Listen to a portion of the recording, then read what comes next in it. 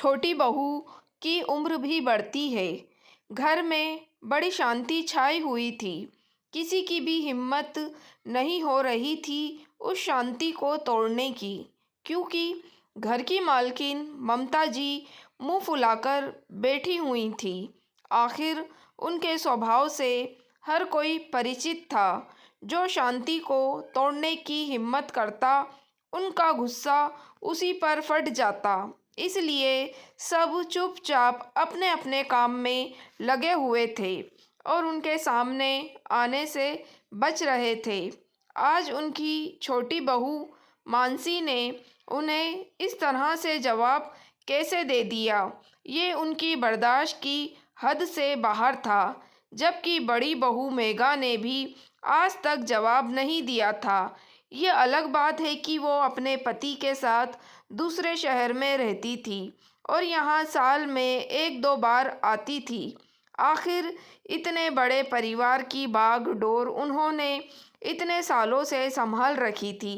पति तो थे नहीं, काफ़ी साल पहले ही उनकी मृत्यु हो गई थी।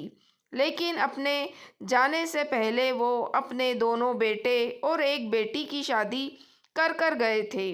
घर में बड़ा बेटा संजय और उसकी पत्नी मेघा और उसके दो बच्चे थे।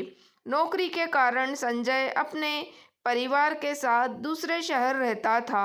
वहीं छोटा बेटा विजय और उसकी पत्नी मानसी ममता जी के साथ इसी शहर में रहते थे। उनके भी दो बच्चे थे। बेटी नैना का ससुराल भी यहीं पास में था। आज सभी लोग घर में ही मौजूद थे। नैना अपने पति गौरव के साथ सुबह सुबह ही आ गई। बड़े भैया भाभी भी अपने बच्चों के साथ आए हुए थे। दरअसल मेघा और संजय की बेटी का सगाई 2 दिन बाद होनी थी। लड़के वाले इसी शहर के थे, तो सगाई का प्रोग्राम भी यहीं घर से ही होना था। बाकी के रिश्तेदार भी कल से आ जाएंगे। इसी सिलसिले में पूरा परिवार एकत्रित था। सब बाहर हाल में बैठकर डिस्कशन कर रहे थे। वहीं घर के बच्चे प्रोग्राम में क्या पहनना है उसी की रूपरेखा तैयार कर रहे थे। जबकि छोटी बहू मानसी रसोई में नाश्ते की तैयारी में लगी हुई थी। जबकि मेघा और नैना भी बाहर हाल में बैठकर डिस्कशन कर रही थी। बीच बीच में नैना ज़रूर जाकर अपनी छोटी भाभी मानसी की मदद कर रही थी। आखिर दोनों का ही रिश्ता ननद भाभी का कम बिल्कुल सहेलियों जैसा था और वो अच्छे से जानती थी कि मानसी की मदद करने के लिए कोई रसोई में आएगा भी नहीं, क्योंकि ममता जी का मानना था कि मानसी घर की छोटी बहू है और छोटी बहू को ज़्यादा जिम्मेदारी निभानी पड़ती है। जबकि मेघा तो बाहर रहती है, कभी कभार ही आती है, तो उससे क्या काम कराना। नाश्ता तैयार हो गया तो नैना और मानसी फटाफट सबको सर्व करने में लग गई और खुद भी अपनी प्लेट लेकर वहीं हाल में आकर बैठ गई। डिस्कशन करते करते ही सब लोगों ने अपना नाश्ता करना शुरू किया। तभी ममता जी मानसी से बोली, मानसी फटाफट से दोपहर के खाने की तैयारी भी कर दो। एक रसेदार सब्जी और एक सूखी सब्जी बना लेना। सब में बूंदी का रायता भी कर देना और रोटियां सबके आने पर गरम गरम ही सेक कर देना। ऐसा ना हो कि रोटियां पहले से सेक कर रख दे और तुझे कोई दवाई लेनी हो तो समय से ले लेना। कहीं ऐसा ना हो कि कल मेहमान आ जाए और काम के समय ही तुम अपना पेट पकड़कर बैठ जाओ।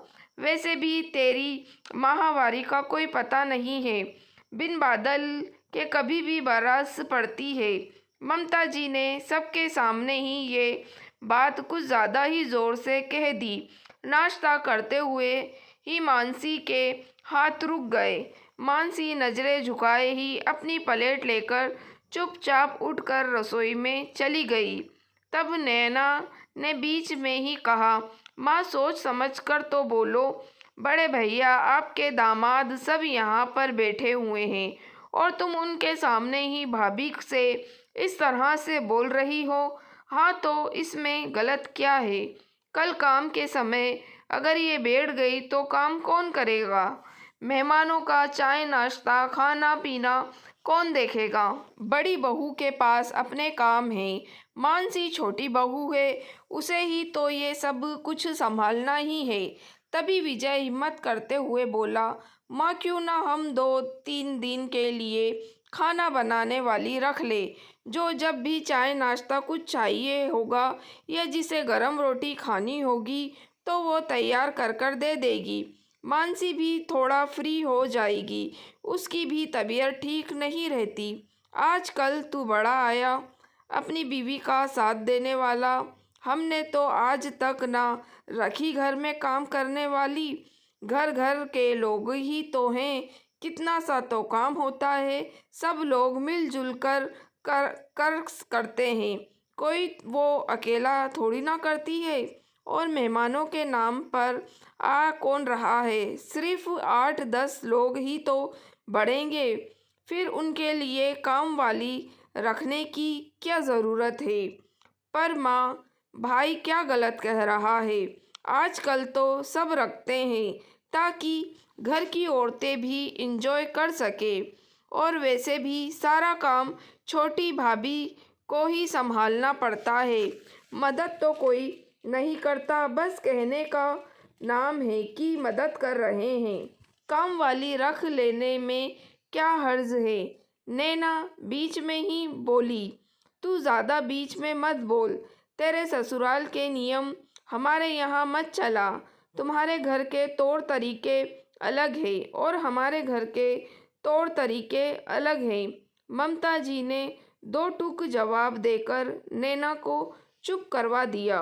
वहीं गौरव ने भी उसे चुप रहने का इशारा किया। खैर, जब सारी रूपरेखा तैयार हो गई तो थोड़ी देर बाद में सब लोग अपने अपने काम पर रवाना हुए। कोई उस दिन के लिए हलवाई बुक कराने गया तो कोई टेंट। ममता जी मेघा और नैना के साथ बाजार लेन देन वाले कपड़े खरीदने चली गई। उधर बच्चे भी अपने अपने तैयारी के लिए रवाना हो गए और इधर मेघा रसोई में खाने की तैयारी कर रही थी। लेकिन तैयारी करते करते ही उसके पेट में जोर से दर्द होने लगा और वहाँ महीने से हो गई। अब तो उसका दिल ज़ोर ज़ोर से धड़कने लगा। ममता जी को पता चलेगा तो वो सबके सामने ही हंगामा कर देगी, क्योंकि बोलने से पहले तो सोचती भी नहीं थी। पर फिर भी हिम्मत कर खाने की तैयारी तो कर कर रख दी और कमरे में आकर थोड़ी देर लेट गई। लेटे लेटे उसे कब नींद आ गई उसे पता ही नहीं चला। जब दरवाजे की डोरबेल बजी तब जाकर उसकी नींद टूटी। उठते ही उसने टाइम देखा तो 4 बज चुके थे। हड़बड़ाकर वो बिस्तर से उठी और दरवाज़ा खोलने के लिए भागी। दरवाज़ा खोला तो सामने ममता जी, मेघा और नैना खड़ी थी। बहू, इतनी देर कैसे लगी? दरवाज़ा खोलने में सो गई थी क्या? अरे घर में काम कितना है और तू जाकर सो गई। माँ जी, मेरे पेट में कहीं तू माहवारी से तो नहीं हो गई? मानसी ने चुपचाप नज़रें झुकाए गर्दन हिलाकर हाँ कर दी। ये देखकर ममता जी दरवाजे पर खड़ी खड़ी ही चिल्लाने लगी, तुझे कहा था ना दवाई ले लेना, लेकिन नहीं, अब हो गई ना माहवारी से। अरे हम तो फिर भी खा लेते हैं ऐसे में तेरे हाथ का खाना, लेकिन जो रिश्तेदार आ रहे हैं उनके घर में तो 3 दिन का नियम है। उन्हें पता चल गया तो वो तो तेरे हाथ का खाना भी नहीं खाएंगे। अब 3 दिन रहना रसोई के बाहर। घर में खुशी का माहौल था, बर्बाद कर दिया तूने। तुझसे भी किसी की खुशी देखी नहीं जाती। अरे घर की छोटी बहू काम करती हुई अच्छी लगती है, जिम्मेदारी लेती हुई अच्छी लगती है, और तू कामचोर। ममता जी ने मुंह में जो भी आ रहा था वही बोले जा रही थी। एक तो पेट दर्द, ऊपर से माहवारी की चिढ़ और फिर ममता जी की ताने। आखिर मानसी से बर्दाश्त नहीं हुआ और वो बोल पड़ी, माँ जी, मैं कोई जानबूझकर तो माहवारी से नहीं हुई हूँ। फिर क्यों आप बात को पकड़कर खींचे जा रही हो? और मैंने काम करने से कभी इनकार नहीं किया है। जो आप मुझे कामचोर कह रही हो, मैं चाहे कितनी ही परेशान रहती हूँ, पेट पकड़कर बैठ जाती हूँ, लेकिन उसके बावजूद खाना तो मैं ही बनाकर खिलाती हूँ आपको। और कौन से शास्त्रों में लिखा है कि छोटी बहू की उम्र नहीं बढ़ती है? मेरी भी उम्र बढ़ रही है, 40 के ऊपर की हो चुकी हूँ। हार्मोन्स बदल रहे हैं, कभी भी माहवारी आ जाती है, कितना खून निकल जाता है, 10-10 दिन तक खून बहना बंद नहीं होता, पेट दर्द होता है, हाथ पैर में सूजन आ जाती है, बदन टूट रहा होता है, लेकिन आपको तो ये बात समझ में ही नहीं आती। आपको तो सिर्फ काम से मतलब है। क्या आप कभी इस दौर से नहीं गुजरी थी जो आपको मेरी परेशानी नहीं दिखती? कहकर मानसी अपने कमरे में चली गई। तब से ममता जी मुंह फुलाए बैठी थी। नैना और मेघा ने जाकर रसोई में रोटियां सेक कर रख दी, पर ममता जी ने तो खाने को छुआ तक नहीं। शाम को संजय, गौरव और विजय घर पर आए तो ममता जी का फूला हुआ मुंह देखकर इशारों ही इशारों में नैना से पूछा। नैना ने भी सब कुछ बता दिया। तभी संजय बोला, माँ, हमने खाना बनाने वाली बुक कर ली है, कल से वो आ जाएगी और 3 दिन तक वो यहीं काम करेगी। उसकी बात सुनकर ममता जी गुस्से में उसकी तरफ देखती हुई बोली, मैंने मना किया था ना सुबह, फिर क्यों? तेरे सामने ही तो सारी बातें हो रही थी। तेरे मेरे मन सामने ही सारी बातें हो रही थी माँ, तभी मैंने ये निर्णय लिया है।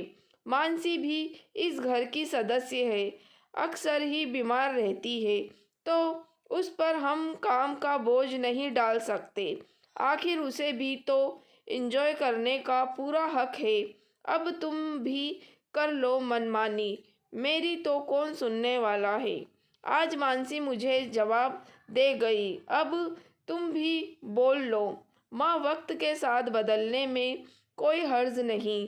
अगर आप थोड़ा उसके बारे में सोचती तो वो कभी पलट कर आपको जवाब नहीं देती। आपसे ज़्यादा आप उसको अच्छे से जानती हो। आखिर संजय की बात सुनकर ममता जी चुप हो गई। आखिर संजय गलत तो नहीं कह रहा था। वक्त के साथ बदलने में क्या हर्ज है? आखिर लकीर के फ़कीर बनकर तो हमेशा रहा नहीं जा सकता। दोस्तों, अगर आपको मेरी कहानी पसंद आई है तो प्लीज़ आप मेरे चैनल वॉइस ऑफ नीलोफ़र को सब्सक्राइब ज़रूर कीजिएगा और मेरी वीडियो को लाइक और शेयर भी ज़रूर कीजिएगा। Thank you for watching.